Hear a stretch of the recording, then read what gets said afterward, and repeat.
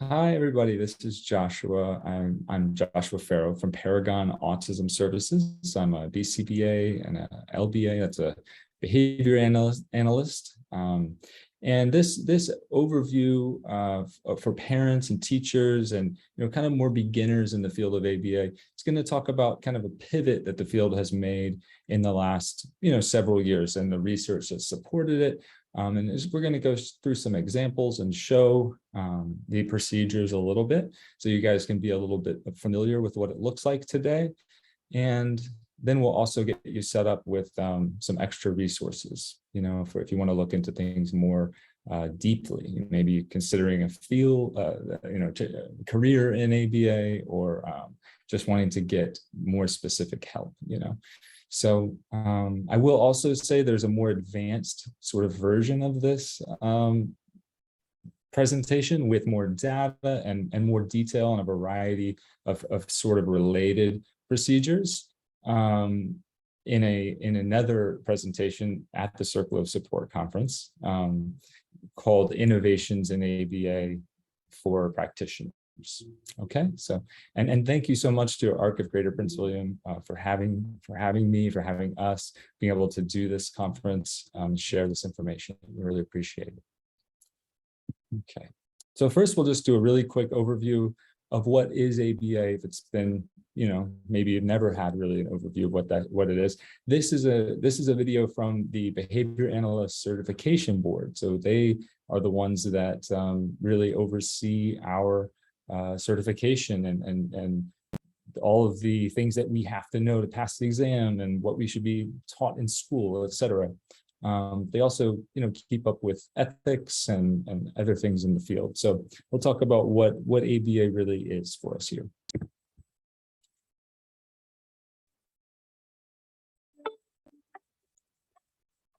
What is behavior analysis? It's about people and the scientific study of their learning and behavior. Over 100 years ago, the underlying philosophy of behavior analysis was introduced. The best way to understand people is to focus on their behavior, the things they do and say. Over the next few decades, this viewpoint inspired a number of researchers who discovered the general reasons why people do what they do. Their core discovery was that the events immediately following behavior determine whether it will be repeated in the future. This is known as the principle of reinforcement. In the 1950s and 60s, researchers began using these discoveries to improve people's lives through behavior change. These efforts led to the development of an applied science called Applied Behavior Analysis, or ABA, the foundation of our modern-day practice. Today, there are tens of thousands of credentialed behavior analysts who help individuals, families, communities, and organizations achieve meaningful behavior change. ABA treatment has shown to be effective in solving problems in a variety of areas. ABA is best known for its success in treating autism spectrum disorder. Decades of research have shown that intensive ABA treatment is the most successful approach for children with autism, and in some cases can eliminate almost all symptoms. Okay, so that kind of just covers where we came from, right? It's been around since the 50s and 60s. It started being used as an early intervention type of treatment, and so very, very young, really honestly from a science standpoint. Many scientific disciplines are hundreds, if not maybe some are thousands of years old, right?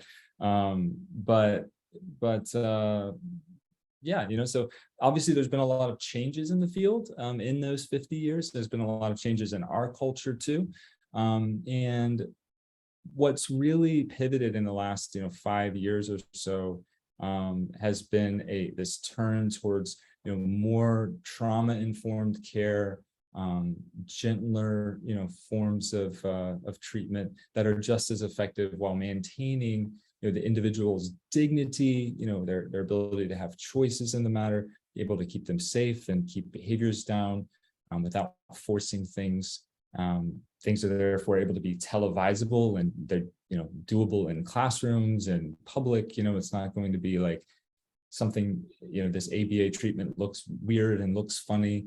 It should look natural, these new types of protocols that we're going to look at soon here. And then also they're geared towards maintaining rapport. We work really hard to build relationships with the clients. And then if our treatment interventions are actually working against us, it's kind of like 2 steps forward, 1 step back, or even sometimes just all the way back, 1 step forward, 2 steps back, right? Everybody's different. Everybody responds differently, especially if you're challenging them. Okay, so we'll go through and talk about just a couple of these terms. We're not going to get too in depth about these things, so don't let me lose you here. The one thing though is it's practical functional assessment, PFA.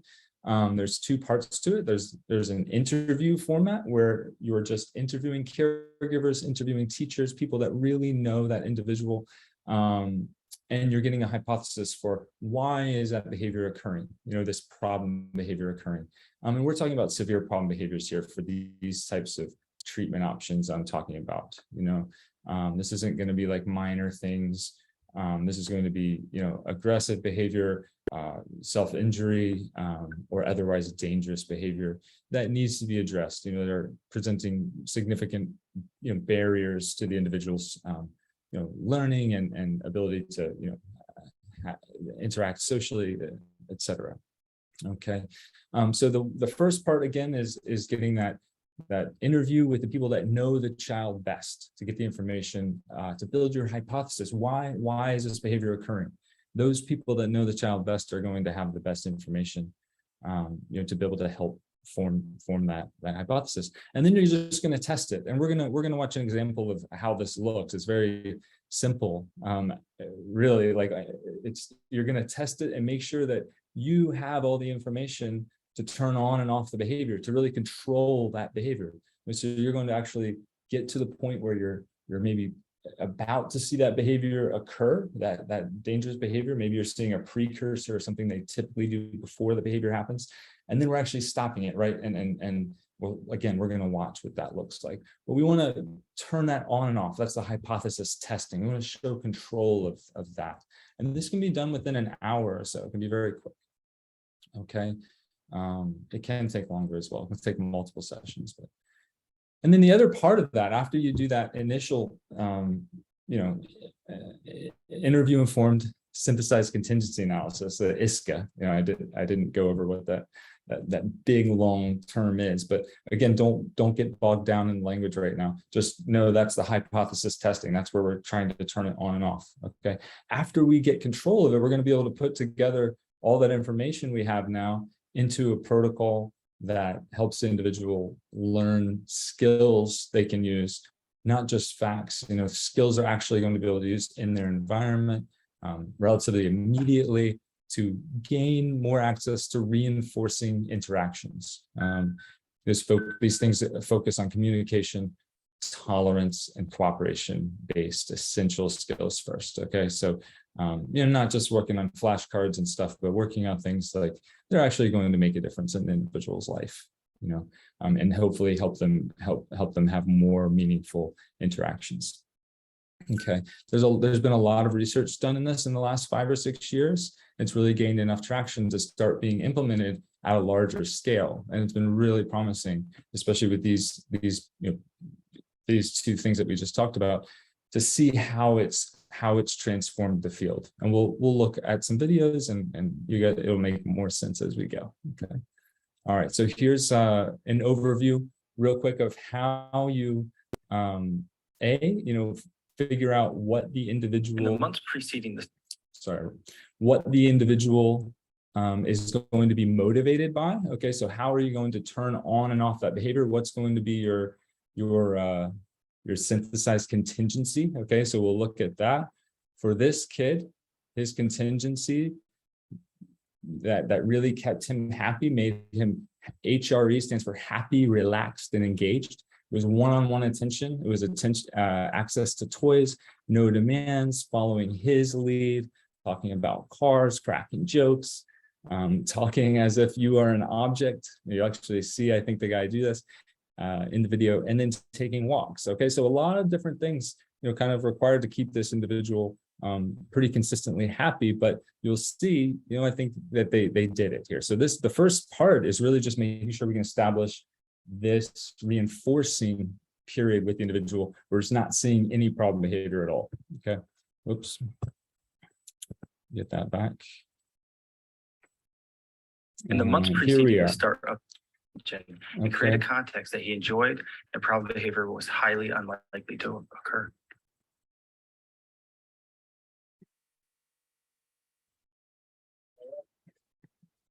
For CD, And I will say, sorry, that this individual, had, aggressive behavior, wasn't able to be treated with, more ordinary methods of, behavior reduction. This was a someone that had a lot of behavior problems in the past. Okay. walks are a significant part of what it means to be happy, relaxed, and engaged. At first, when he asked for walks, I assumed that I did not have the correct reinforcers in the room. Okay. However, we included the walks, and I learned that the reinforcement So you can see his instructor working with him here. Space. So from an analysis through the Playing SVT, with this him. is something that we He's have to take silly. into consideration. Kid's in on it. He's enjoying it. All right, and now you're going to be able to see him turn on and off behavior using that information that he has. Okay, so it was very quick, but he approached. He said, "Come on, we gotta get up," or he signaled, "We're gonna go do some stuff." The kid, engaged in some precursor behavior, too aggressive behavior or something. He started cursing at him.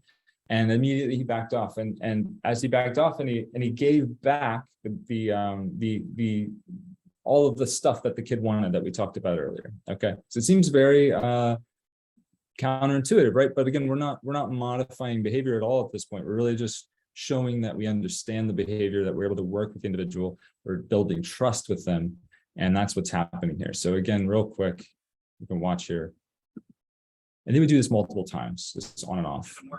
Let's do some work. Oh, you want to keep playing? Okay, sure. Okay, so as soon as he shows, okay, yeah, you went, submit, we're submitting to you that, he obviously that behavior did not escalate, whereas obviously if you would have, followed through, like we may have done in some interventions, using extinction, we likely would have had some sort of escalation, Okay, and after it doesn't end there, all these things are chained together, right? So as we're having progress, and we're taking data on these steps, we're getting success, we're lowering the problem behavior levels down to near zero or at zero in the HRE condition. We want to make it more and more functional too. So this next part is them making it more of a sentence, and not just him saying one word or something inappropriate, but asking to have his way appropriately. That's the very first thing they're working on, this individual. So again, being silly, having fun. Presentation of work demands coming. He signals out with the clapping, stands up. Do some more. Mm-hmm. You got it, buddy.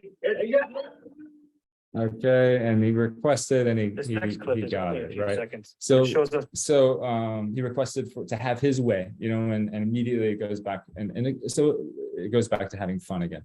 So that we start off with these very what can be quite easy instructions or contingencies for the individual to pick up on, which is the point. We want to give them an option that's way easier, infinitely easier than having an outburst or hurting themselves or hurting someone else, right? So and then from there, once we have that success in that relationship, we can very, very slowly and systematically build on it. And that's what this protocol does really, really well. And that's why it's had so much success.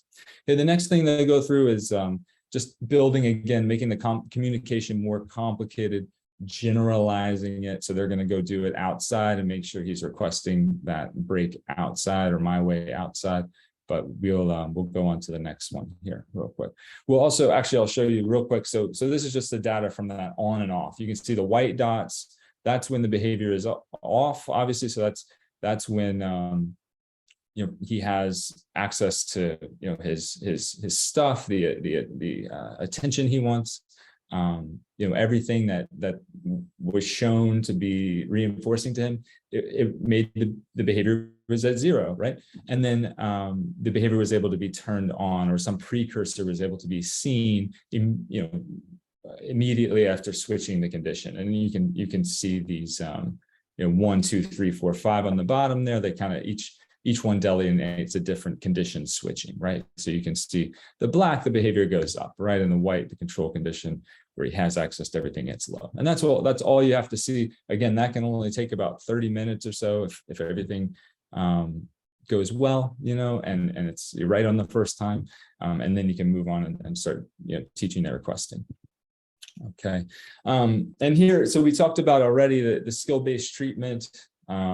This is just a graphic to help understand that a little bit better.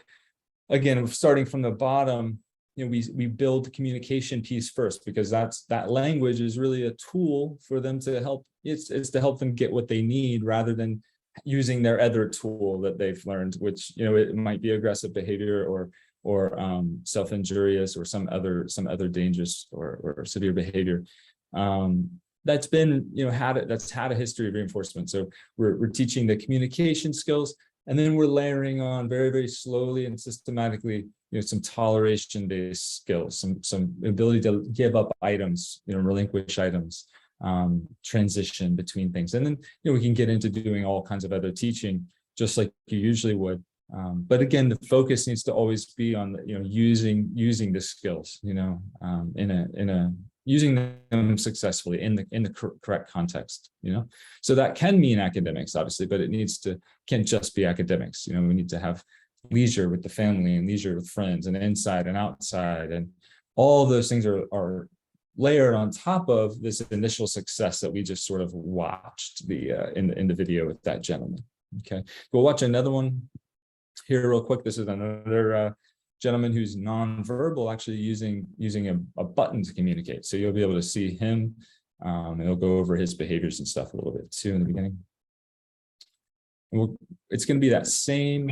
It's going to be that same protocol, showing how we turn the behavior on and off, and then showing that communication piece, and then it goes into actually teaching some other skills too. 18-year-old male here in our program. He has a diagnosis of bipolar disorder and autism with strong vocal stereotypy. Nikki's dangerous R1 behaviors are SIB in the form of an open palm to the head, a closed fist to the jaw, and pinching his neck and stomach. His non-dangerous R2 behaviors are attempting to leave the area, deep vocalizations, and a grimace facial expression. Throughout the video progression, you may hear loud ahs and yas. It is to be noted that these are happy vocalizations and not a form of problem behavior. I will just say that, how they know that they're just a form of happy behavior, probably from that open-ended interview, unless they knew this individual beforehand, but that open-ended interview really gives you, with the parent or caregiver or teacher who really, really knows that individual, knows what's their happy sound, what's their sad sound, what's their frustrated sound, if they are nonverbal. And everybody has their own little idiosyncrasies, right? So it's great little information like that we get from the interviews, as well as the other things about what the behavior looks like, etc. Oops. Sorry, let's go back to that. His neck and stomach, grimace facial expression. Okay. Okay, Nikki, it's time to go to your work. We're gonna go sit at the table. Right. So this is the analysis. This is the very beginning, where we're trying to turn on and off the behavior. Okay, do your puzzle.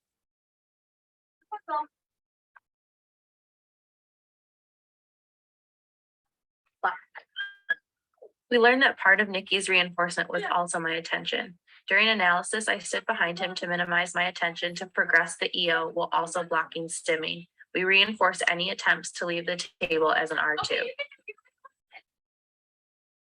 Okay, so that behavior that they, one of the big ones that preceded a aggressive episode or a big disruptive episode was him trying to get up from the table.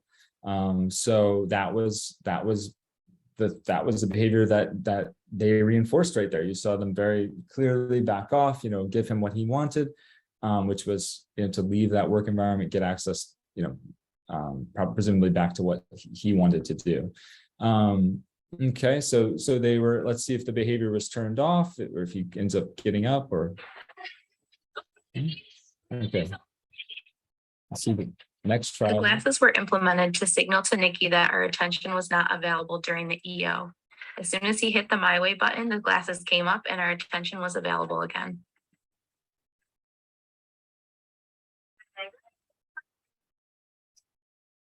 As we progress through the SBT. Okay, so that was really quick again. So this is where that white and green device there is his, that's the only thing he needs to do right now is to push that button to get his way. And that's because it's way easier to do that than it is to do the problem behavior that he was engaging in, and this is them teaching him to do that, so this is he does do it independently here, but presumably there's been some teaching trials. This has been a process over, sessions, days. This is not, you're just seeing the snapshots and pieces, but, it may have taken 10, 20 sessions to get to this point, and who knows, maybe they're only 15-minute sessions or something. I don't have that information, but excuse me. So we'll see him very clearly. As we progress through the understand. SBT, Nikki used a high five to show that he tolerated being denied access to his My Way response.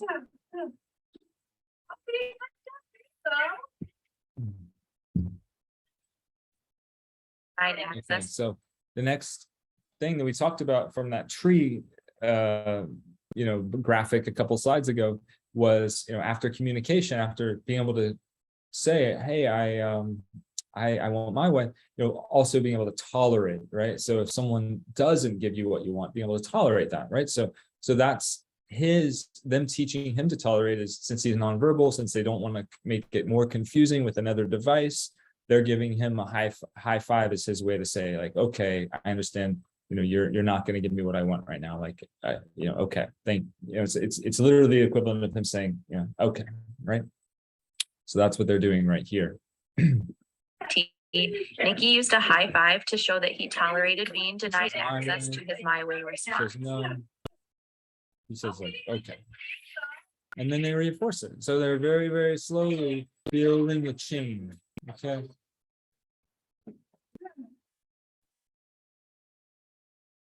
A smaller button was implemented so it could be attached to him during times of travel. Ryan, let's try again. Thanks for saying My Way. No. Good job.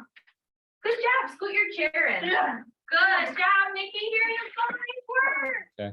There's very slowly layering in extra demands. A little extra demand there was to push his chair in, to put that little thing on, I don't know if that was like a schedule that he's following or what that is, but presumably it is something, again, he's going to be using. These aren't just pointless skills, hopefully. Okay.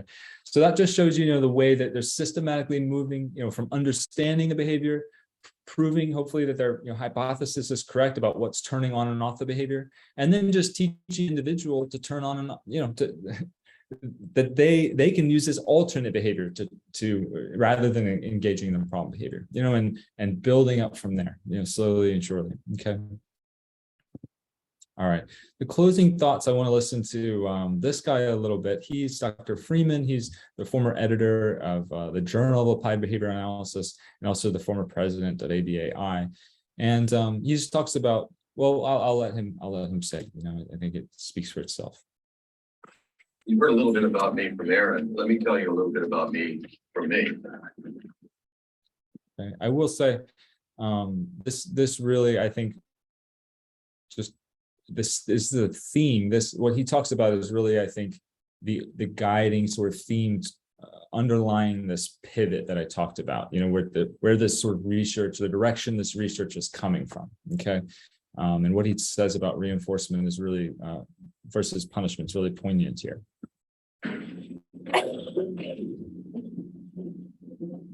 Reward is a better motivator than punishment. Punishment is like a demotivator, not a motivator. And I'm not saying that it shouldn't be used. It just shouldn't be relied upon to motivate kids to do anything. In the presence of punishment, mammals of every stripe do less, not more. Why? Because they don't want to get punished anymore. So their behavior, and this includes humans, tends to narrow in range and become highly inflexible, meaning they start to freeze and hunch because they don't want to make any more mistakes. So you don't get a lot of behavior.